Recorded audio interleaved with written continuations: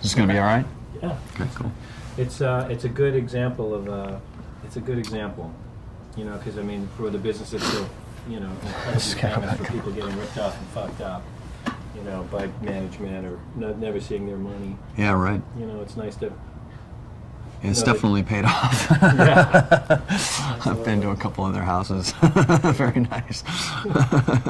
And that's great, you know. That's the story that all bands shoot for, you know, and that's the level that every band starts from. Or, you know, maybe some don't, you know, aspire to that, you know. But I mean, you know, I think, you know, early on, you know, you want to get as big as you can get, you know, and you want to take it as far as you can take it, you know. And they've been able to do it, and God, it's just amazing, you know. And it's really cool too. It's something that you know, you kind of vicariously kind of hope to get to. You know, they've set a standard, if you will, you know, and been carrying it for years, you know.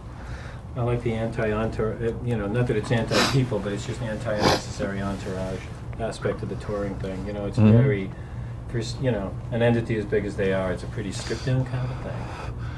Yeah, I just don't think that, you know, they're just normal guys, you know. I mean, once you strip down all the, you know, the fans and take the music away, I mean, they're just a bunch of fun dudes, you know, and they have, you know, they're just like a normal screw off, you know, basically. Talk about Lars a little bit, since, you know, you do spend time with him. And we always take trips, you know, we always take trips, and like in between tours, whatever. I mean, I think our relationship typically, you know, just is spur of the moment, you know. I mean, I remember,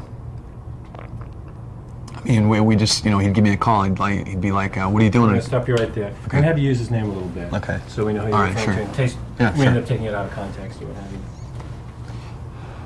You know, I'd be sitting at home or I'd be on a tour or something, and you know, Lars would give me a call, and he'd be like, "Dude, what do you think about skiing? Like tomorrow?" Like, I'm like, "What are you talking about?" It's like tomorrow. Let's go to Denver. Let's go to Telluride, you know, or Vegas or Hawaii or whatever.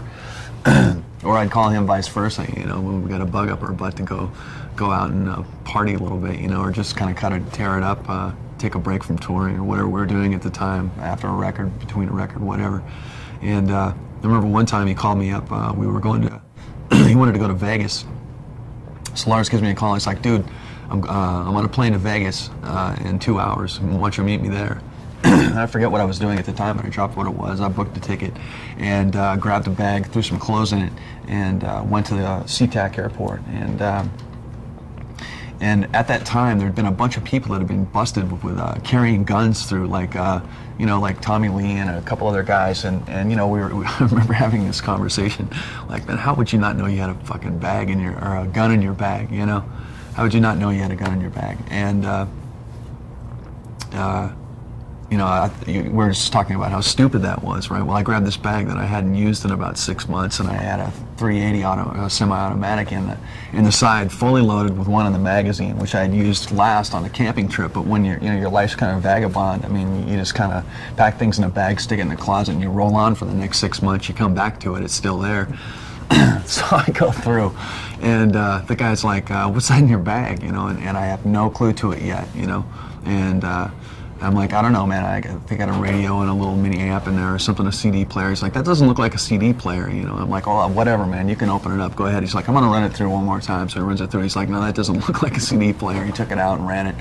He said, "I'm going to open up your bag and take it out." He opens it up. He pulls out the gun, and I just shit a brick, you know. I mean, it was like, oh, man. And then I saw how easily it was to do that, you know, and I became part of the crowd. So anyway, I figured, okay, I'm going to jail. I brought a loaded gun into an airport, or they're at least going to ticket me. I'm going to miss the flight.